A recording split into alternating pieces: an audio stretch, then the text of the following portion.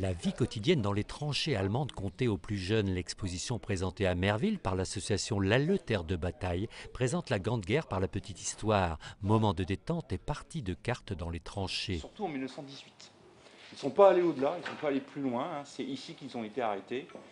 Elle montre également des images de la ville rasée en août 1918. Les documents présentés ont été collectés dans les archives britanniques et françaises, mais aussi auprès des habitants de Merville. Une façon d'attiser les curiosités. Quand on choisit de développer l'histoire de la Première Guerre mondiale en suivant le parcours d'un individu, et quand cet individu c'est l'arrière-grand-père d'un gamin de la classe, alors là c'est vraiment passionnant. Parce qu'on rentre dans la grande histoire par la toute petite porte, l'histoire intime, l'histoire soit d'un soldat allemand qui prenait des photos, soit l'histoire d'un habitant de Merville qui a gardé quelques souvenirs, et avec ces souvenirs on raconte la Grande Guerre.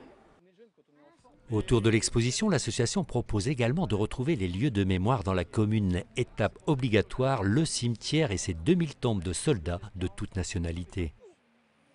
Dans ce cimetière sur Merville, on a quelques tombes de soldats français morts en octobre 1914, donc au moment des premiers combats.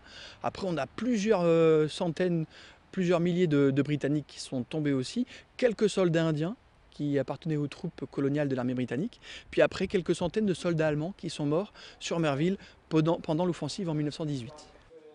Cette exposition sur la Grande Guerre est la 5e présentée sur le territoire de la communauté de communes de Flandre-Lys depuis 2009, un territoire durement marqué par ce conflit mondial. Ces actions veulent montrer aux plus jeunes que 14-18, ce n'est pas seulement Verdun et les taxis de la Marne.